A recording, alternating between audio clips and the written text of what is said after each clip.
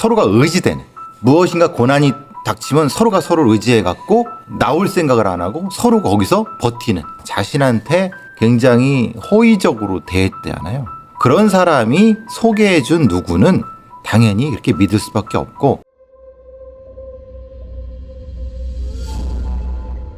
2017년 7월 25일 부산 금정경찰서. 사건 수사로 바쁘게 돌아가던 경찰서로 초췌한 모습의 남녀가 들어왔습니다. 누군가에게 쫓기듯 초조해 보이는 표정과 잔뜩 겁에 질린 눈동자.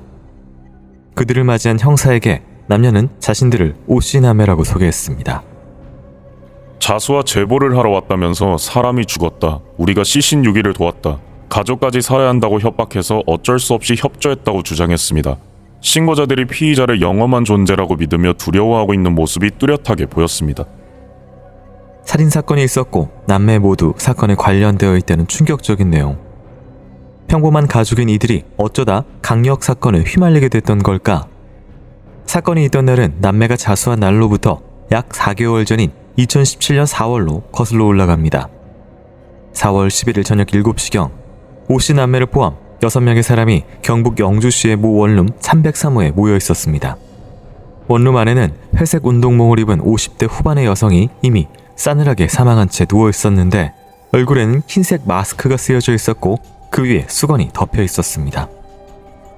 모인 사람들 중에서 40살 박 씨가 이들에게 지시를 했는데 누구한테는 사체를 감싸게 편의점에서 청테이프를 사오라고 하고 다른 사람한테는 땅을 파야 하니까 삽과 곡괭이를 챙겨와라 이렇게 지시를 했습니다.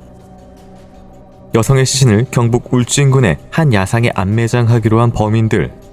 이들 중 주도적 역할로 보이는 40살의 박 씨가 다른 남성과 함께 방 안에 있던 매트리스 커버를 벗겨내 그 속에 시신을 넣고 청테이프로 칭칭 감아 고정시킨 뒤 시신을 들고 1층으로 내려갔습니다. 시신은 오씨 남매 중 오빠의 승용차 뒷좌석에 실렸습니다. 이후 범인들은 3대의 자동차에 나눠 타고 울진군의 한 야산으로 향했고 도착해 땅을 파기 시작했습니다. 하지만 나무 뿌리가 너무 많아 땅 파기에는 실패. 이미 시간은 새벽이 되어 있었습니다. 그러자 박 씨가 안매장 장소를 경북 봉화군에 있는 야산으로 변경했고 공범들에게 자동차 라이트를 모두 끄고 자신을 따라오라고 지시했습니다.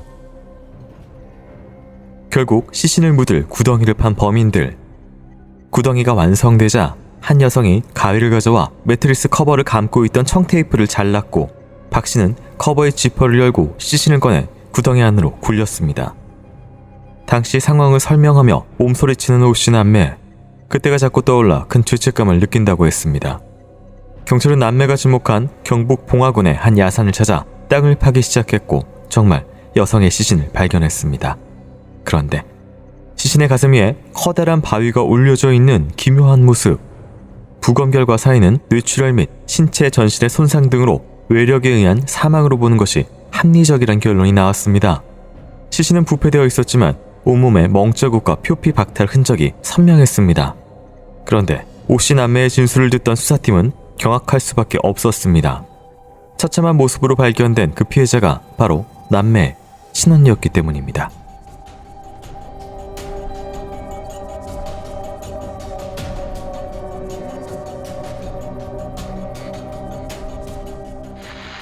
자, 오늘 준비한 사건은 2017년 발생한 사건입니다. 이 남매가 살인사건에 연관되어 있고 또 피해자도 가족인 그런 사건입니다. 말 그대로 이제 친언니가 살해당했다. 그리고 자신들이 협박에 의해서 시신 유기에 참여했다라는 자백을 합니다. 저희가 자백을 신빙성 문제도 좀 제기를 해야 되는 부분도 있고요. 그 다음에 또 다른 사람들이 좀 많이 참여가 되어 있는 듯한 모습인데요. 이거 어떻게 좀 봐야 될까요? 근데 이것이 거짓말일 가능성은 적죠. 왜냐하면 자기들이 와서 당연히 그 시신 유기한 데를 가서 땅을 파볼 텐데 만약에 없으면은 뭘 전해 들은 게 아니라 자기들이 했다고 하는 거니까. 네. 그러니까 그러면 문제는 그러면 무슨 일이 벌어졌는가에 대한 거를 먼저 찾아야 되겠고, 그리고 왜가 문제가 돼야 되겠죠. 지금 보니까 이제 소위 맞아 죽은 것 같아요. 왜냐하면 신체 전신의 손상이고 뇌출혈이라고 하니까 맞아 죽었다고 하면은 왜 맞아 죽었느냐? 이게 시신 6일 전에 얼굴에 마스크를 씌우고 수건으로 덮어 놓았다라는 부분이 있었고, 또 이제 바위를 가슴 위에 얹어 놓은 큰 그러니까요. 바위를 뭐 이런 좀 알 수 없는 행위가 있습니다. 일종의 그 의식적인 리추얼적인 의미가 있을 수 있겠다. 바위를 올려놓은 거는 그런 의미가 있을 것 같아요. 다른 의미로서는 뭐 딱히 이건 없는 네. 것 같아요. 여기서 또 마치 주범처럼 거론되고 있습니다. 박 씨라는 사람이 여기를 갔는데 나무와 덩굴이 더 많아서 지시를 했는데 안 되니까 다시 가자. 절로 가. 지시자가 있는 거죠. 네. 리더가 있는 거예요. 리더가. 여기 지금 이제 어쨌든 6명의 사람이 음. 등장을 하고, 예. 그리고 어떤 호실, 한 호실 303호라는 곳이 또 등장을 하거든요. 예. 그리고 리더라는 사람이 또 있고요. 그렇죠. 네. 그렇다면 이제 어쨌든 이게 집단 범죄, 그렇죠. 네, 카테고리를 어떻게 봐야 될까요? 글쎄요, 이거는 이제 살인, 교사 아니면 이 사체 유기 교사, 교사범이 있는 거고 사체 유기 일 범이 있는 거고 뭐 이렇게 보겠죠. 근데 죽인 건 어떻게 죽였는지는 여기 나오지 않아요. 네. 그걸 찾으면은 이게 살인이면은 살인이고 아니면 사고사면 사고고 자살이면 자살, 이게 구분이 돼야 되겠죠. 근데 여기서 분명히 신체 손상이니까 때렸다고 하면 살인이지만은 살인이지만 이거는 좀 심각한 네. 그런 살인이 되겠죠. 가장 이해 안 되는 부분이 이겁니다. 가족 그 남매, 자매가 이제 죽었는데 직접 이거를 참여를 했는데 또 그 박 씨라는 사람에 대해서 영험한 존재라는 이야기가 있고, 그럼 바위가 있고. 종교 범죄가 되겠죠. 네. 이거는 교주 혹은 어떤 사람을 맹종하는 사람들이 모여서 뭔 일을 하다가 누구 하나가 죽었는데 그 맹종하는 사람들 중에 일부는 가족들이었고 뭐 이렇게 볼 수 있는 것 같아요. 그럼 그 정도의 카리스마가 있는 사람이기 때문에 가족을 묻는 거에도 이렇게 참여를 카리스마라기보다는 네. 가스라이팅 된 거죠. 세뇌가 됐다. 세뇌가 된 거죠. 이 오씨 남매의 진술대로 시신이 발견되자 경찰은 바로 수사에 들어갑니다. 그러자 오씨 남매에게 있었던 믿을 수 없는 사건의 실체가 드러나기 시작합니다.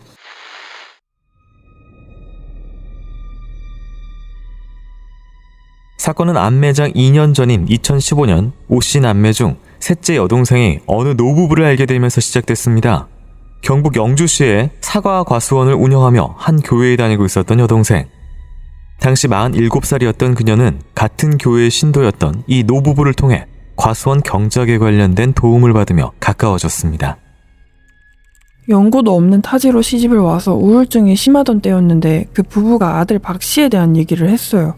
아들은 어릴 적부터 귀신을 받고 귀신을 쫓는 능력도 있다고 했고 아픈 사람도 치료했는데 아버지 병까지 낫게 했대요. 노부부는 지인들에게 아들 박 씨가 기적을 행하고 영적인 능력이 있는 살아있는 하나님, 곧 성령의 사람이라고 말하고 다녔던 것입니다. 여동생 오 씨는 처음엔 노부부의 말을 곧이곧대로 믿기 힘들었지만 곧 박 씨에게 신통한 능력이 있다는 것을 확인하게 됐습니다. 박 씨를 만나 이야기를 나눠보니 자신의 사정을 다 알고 꿰뚫어봐 믿을 수밖에 없었다고 했습니다. 어느 날부터 여동생 오 씨는 교회가 아닌 노부부의 집에서 48살 아들 박 씨의 설교를 들으며 그들과 예배를 드리기 시작했습니다. 박 씨는 스스로를 살아있는 하느님이라고 칭하며 신도가 된 오 씨 위에 군림하며 교주가 됐습니다.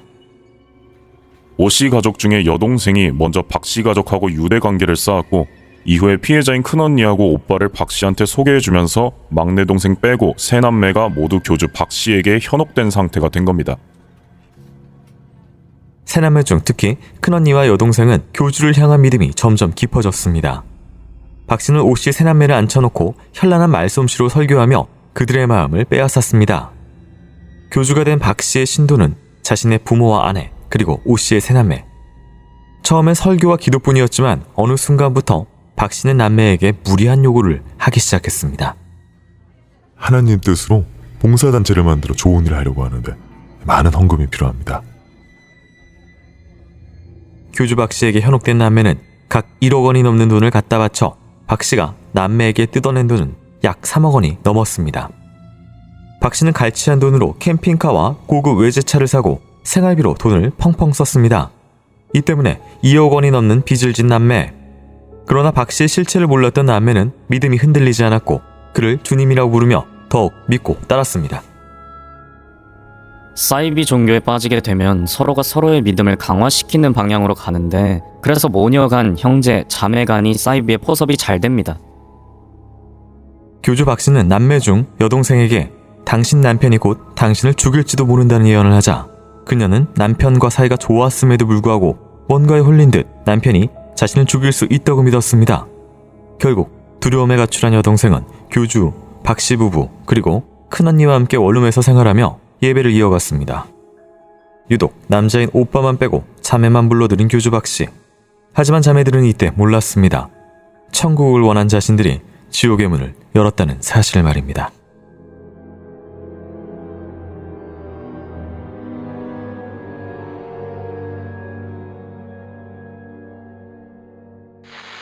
노부부랑 일단은 뭐 시골 생활하면서 친해졌는데 아들이 기적을 행한다, 하나님이다 라고 이야기를 하고 어떻게 알았는지 나의 모든 걸 꿰뚫어 본다 이런 것 때문에 믿을 수밖에 없었다라고 이야기를 하거든요. 자기가 그렇게 느끼게 되면은, 그렇게 보여주게 되면은 사실 이렇게 영험하게 보입니다.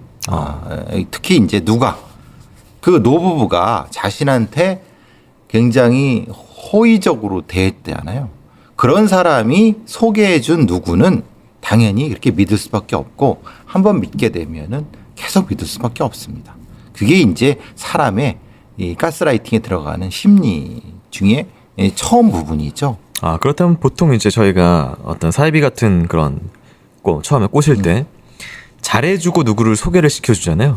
직접적으로 내가 나타나서 내가 시니어라고 하지 않고 거치는 것, 잘해주는 사람을 거치는 것 자체가 이미 효과가 심리적으로. 그렇죠. 네. 그럼 뭐 믿겠어요? 내가 시니어 그러면 믿겠어요? 아무가 지나가다가. 그렇죠? 네. 근데 자기한테 굉장히, 그래서 그런 거예요. 어떤 여자친구라든가 아니면 아는 뭐 선생님이라든가 아니면 누군가 자기한테 중요한 어떤 사람이 소개해서 신뢰를 먼저 보내는 거잖아요. 일단 관문은 통과죠. 이 경우도 그래요.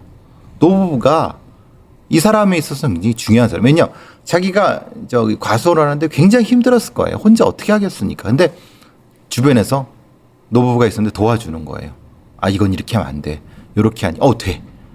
그건. 그러다 보니까 이 사람 말은 믿게 되는 거. 이 사람 노부부 말을 믿게 되는 거죠. 네. 근데 착하다고 느낀 사람의 아들이 있었는데 그 사람이 실제로 만나보니까 처음에 별거 아니었는데 얘기하다 보니까 잘하네? 근데 잘하는 건 누구로부터 정보를 얻었겠어요? 노부부한테 얻었겠죠. 네. 근데 마치 그 사람이 신통한 것처럼. 근데 이게 저는 계속 궁금했던 부분 중에 하나입니다. 노부부가 자기 아들을 살아있는 하나님이라고 하면서 사실 이후로도 굉장히 명령을 잘 듣고 그렇죠. 이렇게 하는데 이게 자기 아들이잖아요. 이 노부부도 실제로 믿고 그런 건지 아니면은 일종의 사기를 치려고 아들을 이용한 건지. 근데 전 두 가지가 다 존재한다고 봐요. 오히려 후자가 더 흔하죠. 전자의 경우는 좀 왜냐하면 자기 아들인데 자기 아들이 진짜 주님이라고 생각하면은 사실은 그런 경우는 좀 드물잖아요. 왜냐하면 그러면은 이렇게 작은 종교 공동체를 할까? 네. 좀 더 크고 진짜 좀 아주 넓은 거로 하겠죠. 네. 근데 이거밖에 안 한다는 거 하는 것은 그 신님이 그렇게 신뢰가 크지는 않은 것 같다는 느낌이 들었어요. 정신과 전문의에 따르면은 이게 서로가 서로의 믿음을 강화시키는 방향으로 흐른다 이런 이야기를 해요. 그래서 이제 친한 사람들, 가족 이런 사람들이 더 잘 빠진다. 왜냐? 서로가 의지되는. 누군가가 하는 거는 다른 사람이 그대로 따라할 수 있는 네. 이런 사람들을 끌어들이는 게 혼자 끌어들이는 것보다 훨씬 더 효과적이에요. 근데 이제 그래서인지 삼남매인데 이 합숙을 시키는데 이제 남자는 형제는 쪽 빼고 여자 형제 둘이. 그렇죠. 그런 네. 경우가 많죠. 자매 둘이 사이비 종교에 빠졌다. 이런 경우가 많단 말이에요. 이게 심적 컨트롤이 더 쉬워서 이렇게 그렇죠. 일부러. 왜냐하면 네. 하나만 빼뜨리면은 그 사람과 다른 자매 사이에 어떤 의존이 생기면서 밖에서 야 뭐해 나와라고 할 수도 있고. 그렇죠. 그렇게 되는 네. 거죠. 그렇게 될 수도 있기 때문에 네. 그리고 무엇인가 고난이 닥치면 서로가 서로를 의지해 갖고 나올 생각을 안 하고 서로 거기서 버티는 이런 형태가 되는 거죠. 네. 이것도 참 좀 잘 이해가 안 된 부분 중에 하나가 부부 사이가 원래 나빴던 것도 아니고 그냥 평범하고 괜찮았는데 남편이 당신을 죽일 거다 믿고 가출을 해서 일로 들어온다는 것 자체가 이게 좀 상식적으로 그러니까 말하자면 그런 네. 것 같아요. 이 부부 관계가 100% 좋았겠느냐? 뭔가 쓸수 좋을 때도 있잖아요. 있고 나쁠 때도 그렇죠. 있죠. 네. 근데 그 약점에 대해서 이 사람들은 안 거죠. 그러니까 믿음이 진실을 재조립하는. 그렇죠. 그렇게 되는 거죠. 네. 자, 작은 원룸에 자신만의 왕국을 차린 교주 박 씨는 점점 인간 이하의 모습을 보여주기 시작합니다. 이후 상황 살펴보도록 하겠습니다.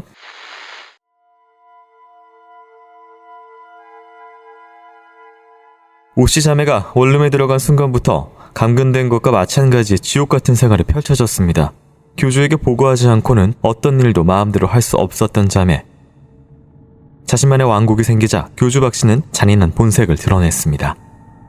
그는 자기 아내와 자매를 앉혀놓고 하루에 2시간에서 4시간 정도만 재우면서 약 22시간 동안 설교와 기도를 이어갔습니다. 긴 시간 동안 설교를 하면서 자세가 흐트러졌다거나 질문에 대답을 제대로 못하면 귀신이 들렸다면서 무차별 폭행을 했다고 합니다. 그는 신도들 중 주로 자매를 폭행했는데 손으로 따귀를 수십 차례 때리고 발로 수십 차례 걷어차며 가혹행위를 했습니다. 어떨 때는 효자선과 가죽 벨트가 폭행의 도구가 되기도 했습니다. 폭행의 이유는 귀신이 들렸으니 빼내야 한다는 것. 박 씨는 폭행 말고도 자매들에게 바닥에 머리를 대고 엉덩이를 들어 뒷짐을 지우는 소위 원산 폭격을 하게 만들기도 했습니다. 키 180cm에 체중 160kg에 나가는 거구의 박 씨는 키 150cm에 마른 몸에 왜소한 큰언니를 집중 타겟으로 삼았습니다. 유난히 남매 중 큰언니를 심하게 폭행했던 박 씨. 특히 피해자 큰언니의 경우에 옷을 벗겨 알몸인 상태에서 부엌 칼을 방바닥에 세워놓고 칼날 위에 앉으라고 위협하는 등 상습적으로 피해자를 폭행하였다. 박 씨는 왜 유독 큰언니를 심하게 고문했던 것일까? 이 끔찍한 폭력 때문에 건강했던 언니는 대소변을 가리지 못하게 됐고 몸을 일으켜 똑바로 앉지 못할 지경이 되었습니다. 언니에게 행해진 잔인한 폭력을 보며 도망갈 의지를 아예 잃어버린 여동생. 원룸에 같이 살진 않았지만 같은 신도였던 오빠는 누나와 여동생이 원룸에 볼모로 잡혀있자 역시 신고할 생각을 접어야 했습니다. 박 씨는 자신이 폭행하는 모습을 남매에게 보여줌과 동시에 사람을 죽이는 법을 보여주겠다며 행동으로 시원해 보였고 신고하면 오씨 가족을 저주하거나 살해하겠다고 협박하는 모습도 보였습니다.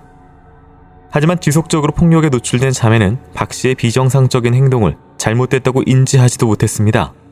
그러던 어느 날 그 사건이 벌어졌던 것입니다. 사건 발생 이래 교주 박 씨가 새벽 2시부터 8시간 넘게 자기 아내하고 오씨 자매한테 설교를 했는데 그날 오전 10시쯤에 피해자인 큰언니의 자세가 흐트러진 겁니다. 하도 맞아서 그런 건데 박 씨가 이걸 또 폭행의 핑계로 삼았습니다. 박 씨는 갑자기 큰언니를 향해 귀신하고 교접한 더러운 년이라고 발광하며 소리치더니 욕설과 함께 주먹과 발로 피해자를 수십 회 폭행하기 시작했습니다. 박 씨의 발에 차여 벽면에 부딪혔다 방바닥에 떨어진 피해자는 피를 철철 흘렸습니다. 심한 부상으로 대답할 수 없는 피해자에게 박 씨는 대답하지 않으면 죽는다며 피해자를 계속 폭행. 피해자는 결국 의식을 잃었습니다. 그러자 더욱 광분한 박 씨. 갑자기 피해자의 옷을 벗기더니 욕실로 데려가 찬물을 틀어 피해자의 몸에 마구 뿌렸습니다. 그럼에도 불구하고 피해자가 의식을 차리지 못하자 박 씨는 쇼를 한다며 나치의 피해자를 다시 방으로 끌고 와 효자손과 가죽 벨트로 전신의 피부가 벗겨질 때까지 수십 회 폭행하기 시작했습니다.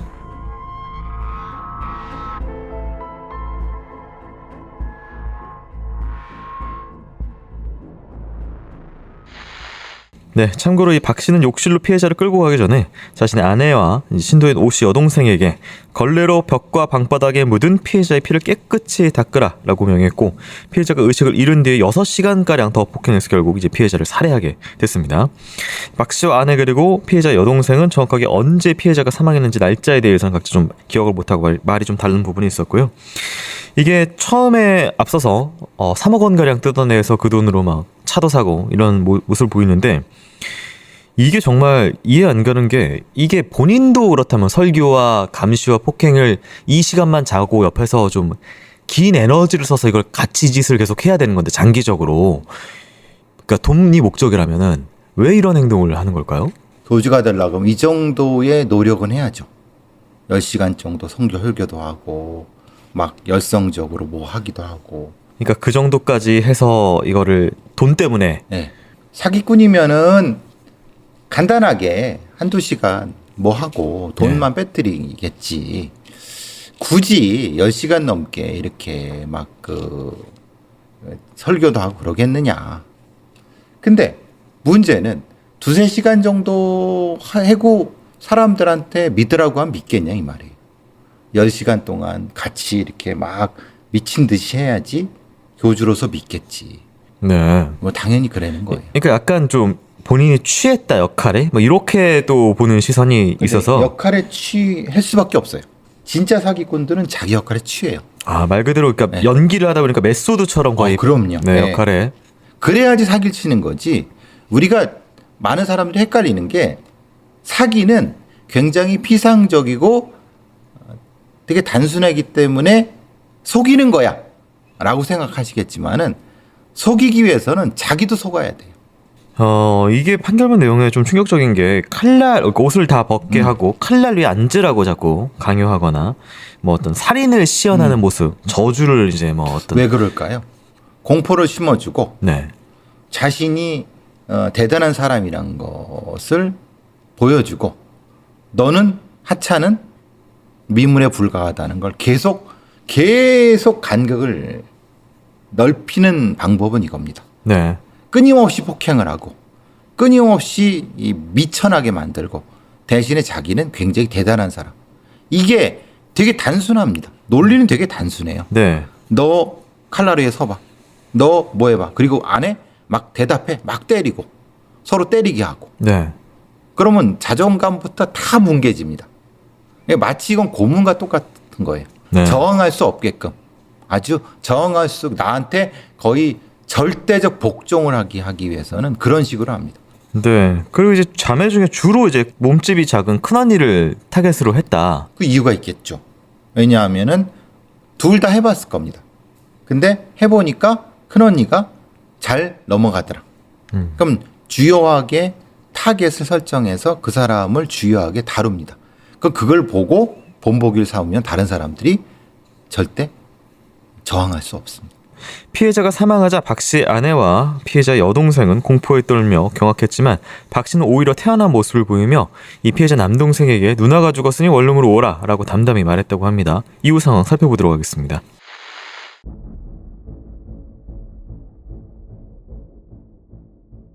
박 씨는 전화로 피해자의 남동생을 부른 뒤 피해자 여동생에게 잠시 밖으로 나가 있으라고 명령했습니다. 그리고 자신의 아내에겐 편의점에 가 청테이프를 사오라고 시켰습니다. 원룸에 혼자 남은 박 씨는 알몸이었던 피해자에게 하의 속옷과 회색 운동복을 입혔고 얼굴에 마스크를 씌운 뒤 수건을 덮었습니다. 그리고 자신의 부모에게는 전화를 걸어 사체를 묻어야 하니 삽과 곡괭이를 가져오라고 했습니다. 저녁 7시경 원룸에 모인 6사람. 피해자의 남동생은 큰누나가 죽은 모습을 보고 흥분하며 화를 냈고 박 씨 부모가 이를 말리며 실강이가 벌어졌습니다. 그때 박 씨는 타이르듯 이렇게 말했습니다. 내가 하느님과 채널링 통해서 누나 다시 살려줄 테니 우선 매장을 합시다. 박 씨는 오씨남매에게 계속해서 기도를 하면 언니가 되살아날 수 있다며 시신을 어디에 묻어야 할지 물었습니다. 그때 박 씨의 어머니가 박 씨가 태어난 고향인 경북 울주인군의 한 야산을 거론했고 이들은 시신을 싣고 야산으로 향했습니다. 하지만 나무뿌리 때문에 묻지 못하자 박 씨는 이들을 데리고 봉화군의 야산으로 이동해 박 씨와 아버지 그리고 피해자 남동생 셋이서 구덩이를 파 시신을 매장했습니다. 그런데 박 씨의 가혹행위 때문에 가족이 살해당했어도 남매는 그 뒤 무려 3개월 동안 박 씨의 소나기에서 벗어나지 못하고 예배를 이어갔습니다. 피해자 남매는 박 씨를 신적인 존재로 믿으면서 주님이라고 부르기까지 했고 가족을 살해한다는 협박까지 듣고 있던 터라 빨리 신고를 하지 못한 것으로 파악됩니다. 견고할 것 같았던 박 씨의 울타리는 박 씨 자신이 방심하며 무너졌습니다. 그는 사람을 살해하고도 또 다른 여성 신도를 포섭해 그녀의 원룸으로 들어가 또다시 사이비 성전을 차렸습니다. 박 씨가 새로운 신도에게 정신을 팔려 잠시 감 씨가 소홀한 틈을 타 오빠는 여동생을 데리고 원룸을 탈출했습니다. 남매는 강원도의 모텔을 전전하며 숨어 지내다 부산으로 이동해 어느 사찰로 몸을 숨겼습니다. 이곳에서 한 스님의 도움을 받으며 보호를 받던 남매. 처음에 이분들을 만났을 때 무슨 문제가 있구나 이런 생각을 했던 것이 마치 습관이 된 것처럼 자신들이 어디를 가면 무조건 저한테 행선지를 보고하듯이 말했습니다. 세뇌가 된 거죠. 그때 교주의 아내를 같이 못 구한 게 후회됩니다. 교주의 아내를 구하지 못했다는 스님의 말은 무슨 뜻일까? 사실 남매가 원룸을 탈출하던 순간 교주의 아내는 자신도 함께 도망가길 원한다고 했습니다. 그러나 결정적인 순간에 마음을 바꾼 박 씨의 아내. 원룸을 빠져나오지 못한 아내는 이후 1심 재판에서 피해자를 죽인 것은 자신의 남편이 아니라 오 씨 남매라고 증언을 했습니다. 이건 박 씨, 그리고 박 씨의 부모가 했던 주장과 같았습니다. 도망가고 싶어 했던 아내는 왜 남편의 편을 들게 됐을까? 몇몇 사람들이 살아있는 하느님이라고 믿었던 교주 박 씨의 정체. 그는 폭력 등 전과 팔범의 무직자였습니다.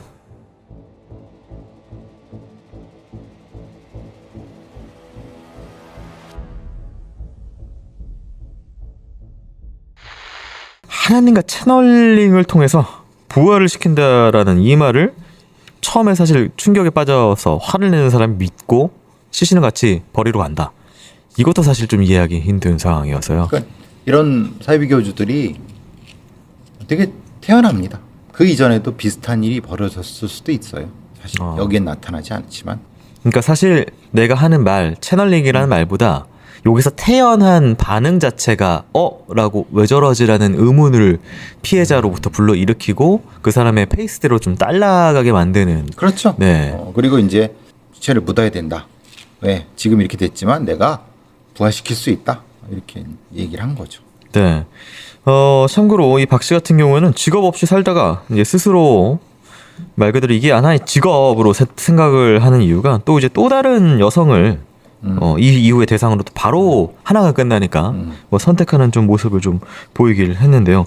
말 그대로 지금 이제 새로운 신도를 고른 이유는 하나 이건 여긴 다 뺐다. 그렇죠. 네. 다 또 먹잇감을 찾아 옮겨가는 거죠. 네. 그렇다면 사실은 이제 이 박 씨 부모가 앞에서 저희가 이제 궁금했던 부분, 진짜 아들을 살아있는 하느님으로 믿는다라기보다는 이 사업 모델, 그렇죠. 네, 작은 한 명을 데리고 이걸 성전을 만드는 사업 모델을 계속해서 가는. 그렇죠. 네. 큰 모델로 하면은 감당 못 하겠죠. 네. 그리고 속을 사람도 많지 않고 이렇게 기생충처럼 붙어 다니면서 하는 그런 경우가 효과적이라고 볼 수도 있죠. 네. 왜냐하면 처리하기 쉽잖아요. 죽이면 되잖아요. 그리고 이제 뭐 그냥 뭐 어디 매장을 네, 한다든지. 매장하면 또 딴 데 가서 이렇게 하고. 네. 그러니까 이게 여러 건 있었을 수도 있어요. 네. 박 씨는 경찰 조사에서 살인하려고 폭행한 게 아니라 폭행을 했는데 보니까 죽었다면서 이제 폭행 혐의만 인정을 했고요. 검찰에 가서 갑자기 경찰관들에게 욕설을 듣고 가족을 구속시킨다고 해서 내가 허위 진술을 한 것이다 라고 주장을 하다가 검찰 수사가 계속되자 또 일부 폭행 혐의를 다시 또 인정했다가 1심 재판으로 넘어가니까 피해자가 자연사했거나 오 씨 남매가 예전부터 피해자를 때려서 그게 쌓이다 보니 죽은 것 같다라는 주장을 합니다. 그래서 검찰 조사 때 그럼 왜 그런 말을 했냐라고 하니까 이제 욕설을 하면서 맞아야겠냐라고 협박당해서 허위 진술했다라고 이게 말을 계속해서 이렇게 바꾸는 모습을 좀 보여주네요. 얘네들이 흔한 수법이죠. 사기꾼들이. 근데 지금 이제 아내 같은 경우 1심에서 지금 남편 편을 듣다가 2심 들어가니까 진술을 바꿉니다. 남편이 폭행해서 죽였다. 그리고 진술을 좀 바꾼 부분이 나오거든요. 사태를 보고 네. 본인이 불리할 것 같으니까 이제 왜냐 본인도 지금 연루가 돼 있고 들어가니까 이렇게 네. 되죠. 참고로 이 피해자 자연사 주장은 재판부 판단 결과 평소에 이제 지병이 있었다고 볼 만한 아무런 자료나 정황은 없었고요. 피해자가 이제 손톱, 발톱, 백선으로 치료받고 급성 기관지염으로 치료받은 것 외에는 별다른 정황이 없었습니다. 그리고 이제 박 씨는 검찰 조사에서 나에게 영적 능력이 없고 단지 일주일에 3, 4회 정도 아내와 오 씨 자매 성경 공부를 했을 뿐 폭행한 적이 없다라는 이야기를 합니다. 그러니까 결국은 뭐 영적 능력은 다 그냥 말 그대로 이 내 형량 받는 거 앞에서 그렇죠. 교주보다는 나는 그냥 그런 능력이 없다라고 교주라고 인정하는- 하면은 네. 문제가 커지죠.